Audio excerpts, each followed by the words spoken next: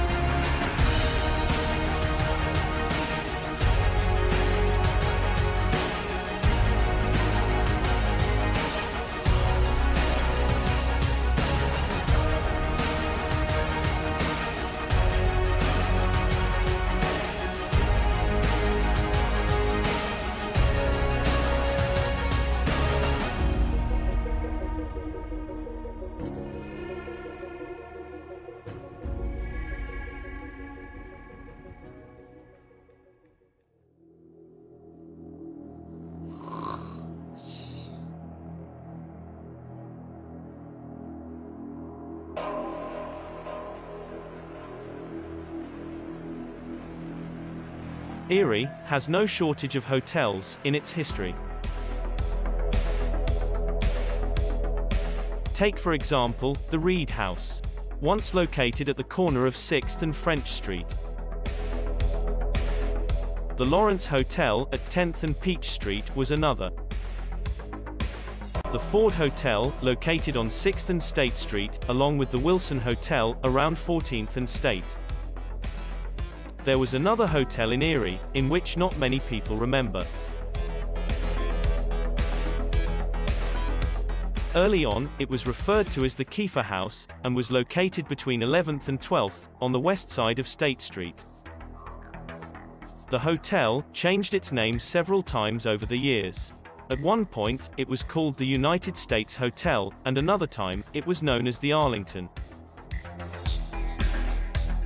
Behind the hotel, on West 11th Street, was a brass foundry called the Hayes Manufacturing Company. They manufactured brass fittings. The hotel seemed to change landlords often, each one citing the same issue. The hotel didn't have the room for a restaurant.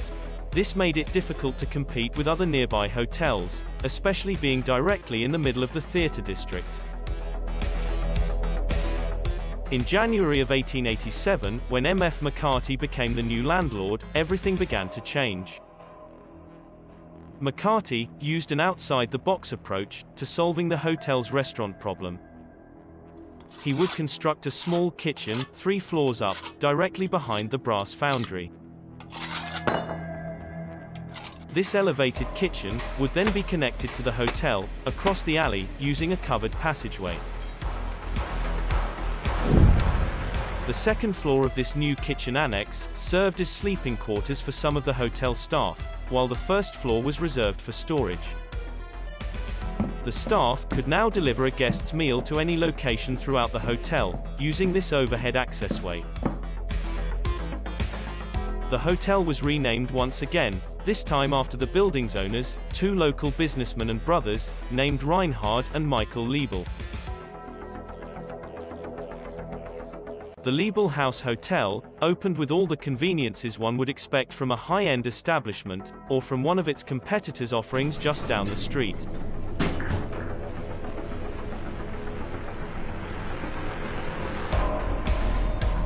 From the start, the bar at the Liebel House was said to be one of the finest in the city. Located near the theaters, the constantly changing foot traffic provided a never-ending stream of colorful characters. The hotel's proximity to the train station had a huge impact on the number of guests. Seasons also played a large role. In the winter, people generally wanted to stay closer to the train station. Business was booming at the Liebel House Hotel, and another round of good news was coming its way. In 1898, it was announced that a new passenger station would be constructed just a few blocks from the hotel.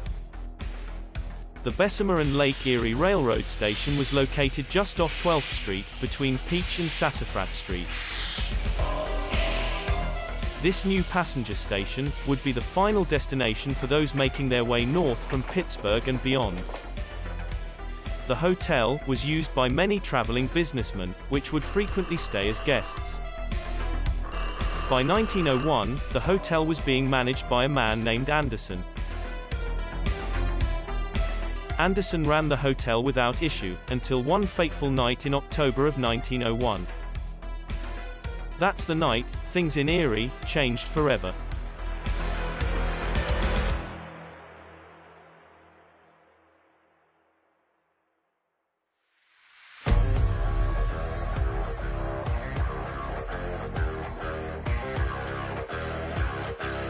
On the evening of October 9, 1901, as the bar at the Liebel House is about to serve dinner, and just as the band was beginning to perform, the boiler at the Hayes Manufacturing Company suddenly explodes. The force of the blast ripped through the walls of the foundry, destroying the kitchen almost instantly. Next, the explosion continued through the hotel, and eventually out the front windows and into State Street.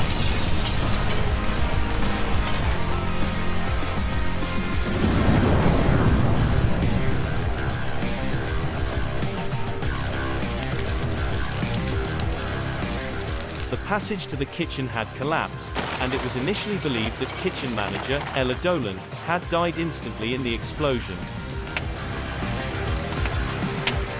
A call for help was sent out, but these superheroes don't wear capes. The Erie Fire Department quickly raced to the scene. Chief McMahon called in all 40 firemen, along with 35 additional men. A total of 40 horses were used to bring the 8 steam-powered fire engines to the scene.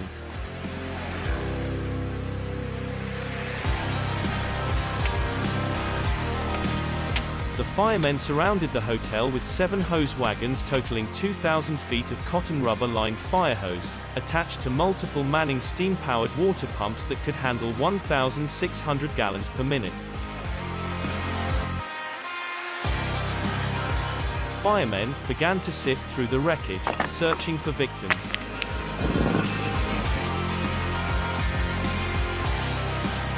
By 9 o'clock, some of the injured began to arrive at the local hospitals. Several were admitted to Hammett, and a few were taken to nearby St. Vincent's. An investigation into what happened would begin the next day.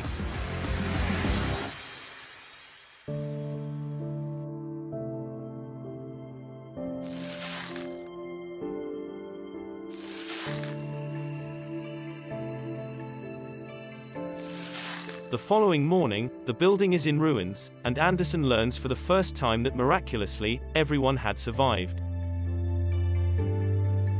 He makes his way down to Hammett Hospital, and immediately recognizes Frances Lewandowski. Frances was in the passageway as the boiler erupted. She suffered 2 broken legs, a broken arm, and has internal bleeding. Next, Anderson discovered that kitchen manager Ella Dolan didn't die in the blast. She had been crushed under the rubble by the hot kitchen stove, and was severely burned. It's clear that many people wanted to move forward from this horrific accident, and the buildings involved were quickly rebuilt or repaired.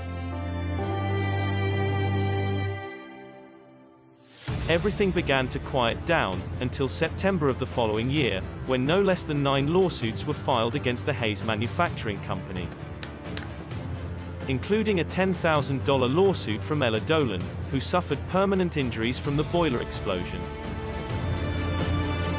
Her injuries were so severe, she couldn't support herself or her family, leaving her children to take jobs. The attorney for Hayes Manufacturing Company successfully argued that the boiler company, along with the company that did the inspections on the boiler, be at fault.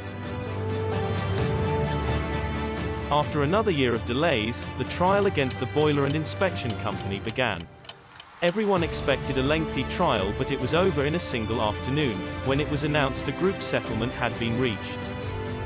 Virtually nothing was awarded to the injured, with the $50,000 settlement mostly going to attorneys and the 2 main property owners. Reinhard Liebel was found deceased in his home, just 6 months later, and is buried in Trinity Cemetery.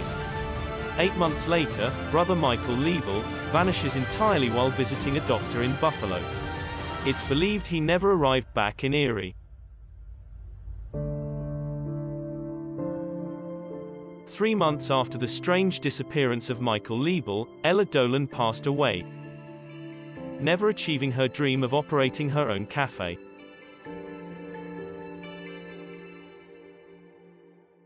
You've been watching Ella's Cafe on Project Algerine.